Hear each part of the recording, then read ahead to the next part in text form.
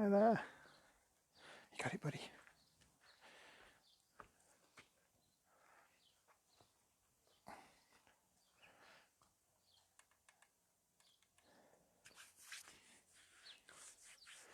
Well, happy Easter to everybody.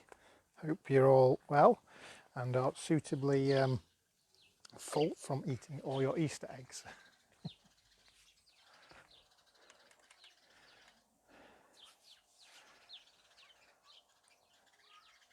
So let me know that you can hear me and obviously see me and everything's working as it should do. That would be brilliant. And then tell me what Easter eggs you've been eating as well. I'll be jealous because I haven't had any.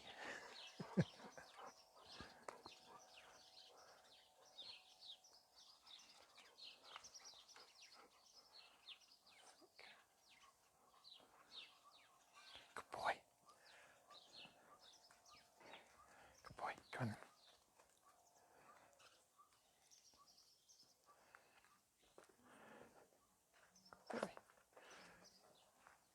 Right, so today we're all about Proximity Vortex. So what we're doing today is just, again, it's another game to get the dog returning back to you. Brilliant, thank you, Linda. So again, Proximity Vortex is very similar in a way to some of the orientation games that we do. However, what we do is we offer some slight differences. So at the moment, I've just got some ordinary kibble in my treat pouch. But then what we do have is some nice high value turkey sticks to go along with that. So the principle behind this is that what's going to happen is we're going to throw out the low value, i.e. the ordinary food. And as you've already, for those of you that have been on with me, know that Rebel's a bit of a food beast. So, you know, he's ultimately going to go after anything and will work for just his ordinary dinner. But the idea is that the value or the saliency of the food is higher back with us. Okay, so we send out low value food and we reward with high value back to us. Okay. Hiya Stefan, good to see you. Thanks mate, always appreciate your input. How are the little ones? How's Dylan coping with his little sister? Although I did see the picture of him yesterday, and he seemed to be coping pretty fine with little Ruby Ellen. So hello to them all. So you can also do this a slightly different way if you happen not to have any high value or low value, high value food, low value food differential. What you can do is increase the amount.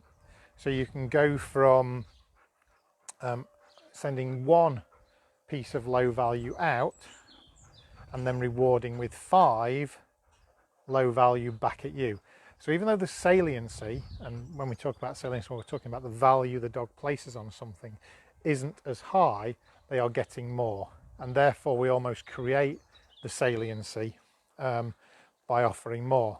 So what does that look like? Okay, so let's get into a bit of, I mean, Bliss is happily in the window. She might come out and have another go, but I've been doing some work with her. We've just filmed our next mini series of courses. So we've done a retrieve course, which is just that basic to get started for retrieve, and also just gone live today is our car familiarization session, which I shall be posting a link out to soon for anyone who's got any dogs that are struggling with the car. So let's just lower this down so you can see what we're doing. So, and you'll see our little beastie boys. So let's just make sure we can head out here. So the idea will be, I'm just going to get down so you can see. Good boy. So it's just one piece of low value that we send out. Yes, good boy. And high value back. Low value out. Yes, high value back. It's a very simple premise, but it's often overlooked. Yes. So again, low value out, high value back. And what I am doing, if you notice as well, is I'm actually bringing the food kind of beyond me. So I'm not holding it out there. He's got to come all the way past to come to you. So that actually means that it's much easier that if you needed to sort of get hold of the collar, and if you ever do any what I call collar grab retrieves or collar grab comebacks, is making sure that when you send the dog out like that, yes, and you reward that, and then you do collar grabs, always reward for the collar grab. So it is that jiggle the collar, reward, just to get him into that habit that, yep, you touching the collar is a very, very normal thing. So again, what I'm going to do is just get some more low value, and I'm going to give Rebel some freebies. So we're going to send him out a little bit further. Boy. Yes, good boy. And higher value back, okay? So again, send him out for low value. And I'm going to move over here. Yes, good boy. Okay, does that make a bit of sense? So hopefully that's kind of a very simple explanation. It's not it's not a complex game, but it has high motivation for your dog because the saliency of the item is way higher. Now you can do that with piece of food out, toy return. Okay, so piece of food out, toy return. Bliss would probably happily do that for a toy as well. So what I'm going to do is just going to swap the dogs over so you can see with Bliss. I'm not sure, she might be a little bit tired, but we'll have a look. So just bear with me 1 second while we swap them out. Come on then, buddy. Come on then, in you go, monkey.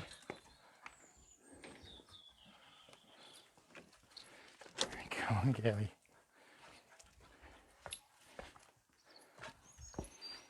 I'd say she was tired, but she's looking quite lively. Cool. So you can see here, got one of her favourite toys. So we're going to see whether we can do the same principle again. So we get low value food.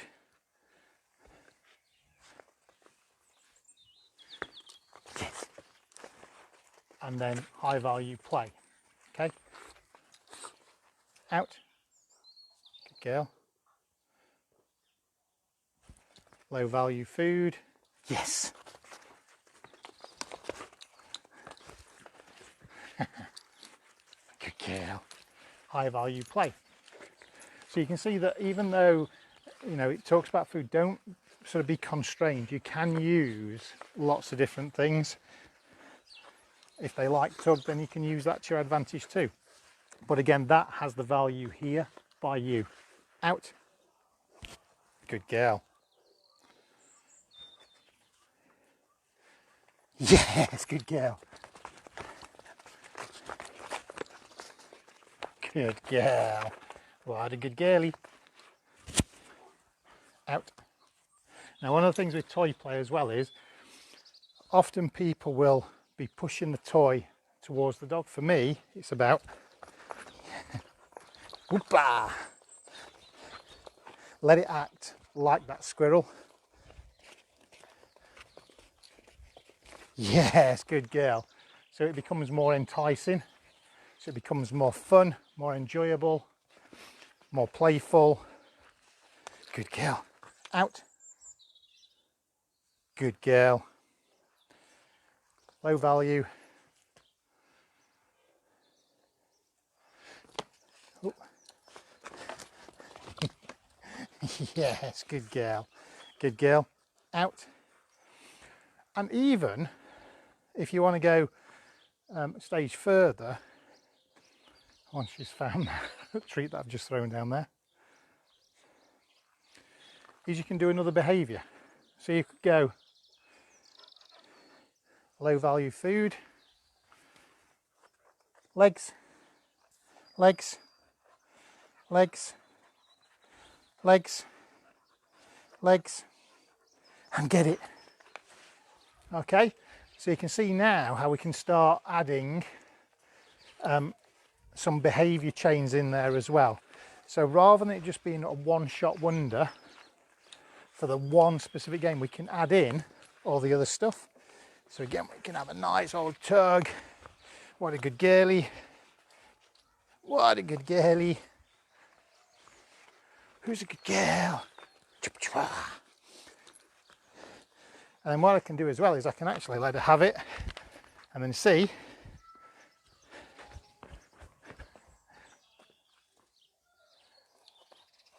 yes, that she wants to come and play with me. Good girl. Yes, good girl. Good girl. Yes, good girl. Good girl. Yes. Out. Yes, good girl.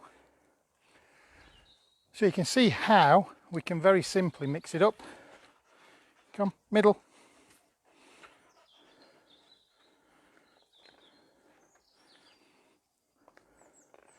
So you can do middle, forward, back, legs, legs, legs, legs, legs. Yes, good girl. Okay. Up, high lane. So you can see you can really mix it up, change it up. Really bliss. Good girl. Good girl. Whoopa. Out. Yes, good girl. Middle.